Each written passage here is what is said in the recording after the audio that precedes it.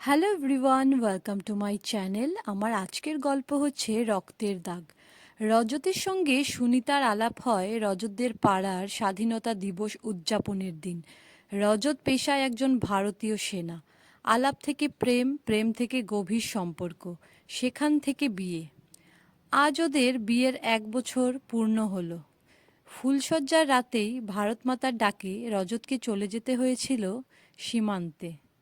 যাওয়ার আগে রজত সুনিতাকে প্রতিশ্রুতি দিয়েছিল যে আগামী বছরের স্বাধীনতা দিবস তারা একসঙ্গে কাটাবে। এমনি কি 2 দিন আগেও রজতের সঙ্গে সুনিতার কথা হয়েছিল।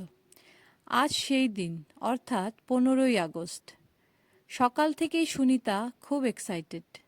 ওর শাশুড়ি অনিলা দেবীকে বলেই দিয়েছিল যে উনি যেন আজ রান্নাঘরে না ঢোকেন, কারণ আজ রজতের জন্য সুনিতা নিজের হাতে রান্না করবে। সকাল থেকে সুনিতা রান্নায় ব্যস্ত।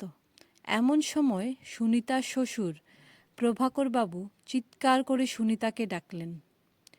সুনিতা শ্বশুরের ডাক শুনে এক ছুট্টে শ্বশুরের সামনে আসে।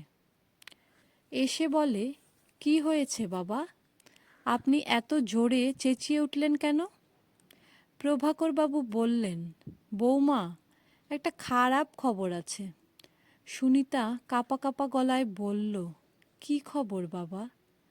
প্রভাকর বলল, টিভিতে এইমাত্র দেখালো যে গতকাল সীমান্তের লড়াইয়ে 6 জন ভারতীয় সেনা মারা গেছে, আর তার মধ্যে বাবুও আছে। সুনিতা সব কথা শুনে প্রস্তর মূর্তির ন্যায় দাঁড়িয়ে রইল। অনিলা দেবী এসে সুনিতাকে পিছন থেকে জাপটে ধরল। অনিলা দেবীর কোলে লুটিয়ে পড়ল সুনিতার মৃতদেহ। ডাক্তার ডাকা হলো। ডাক্তার চেক করে বলল, ম্যাসিভ হার্ট অ্যাটাক। আর ঠিক সেই সময় বাড়ির সামনে এসে দাঁড়ালো একটা অ্যাম্বুলেন্স, আর সেখান থেকে বেরোলো রজতের রক্তে রাঙানো মৃতদেহ।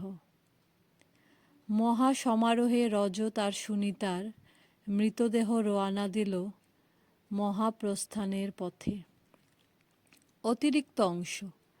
রজত আর সুনিতা নিজের মধ্যে কথা বলে ঠিক করেছিল যে তারা দুজন একসঙ্গে এইবার স্বাধীনতা দিবস কাটাবে। কিন্তু এদের মধ্যে যদি কেউ মারা যায়, তাহলে দুজনে একসঙ্গেই মহাপ্রস্থানের পথে রওনা দেবে। তাই যখন রজতের মৃত্যুর খবর সুনিতা শুনল, তখনই সুনিতা একটা ছোট্ট ইঞ্জেকশন নিজের শিরায় ফুটিয়ে দেয় এবং মারা যায়। প্রিয় দর্শক বন্ধুরা, আমার গল্পটি যদি আপনাদের একটুও ভালো লেগে থাকে, তাহলে একটা লাইক, কমেন্ট, শেয়ার করবেন। আর আমার পাশে থাকার জন্য প্লিজ চ্যানেলটিকে একটু সাবস্ক্রাইব করবেন। ধন্যবাদ।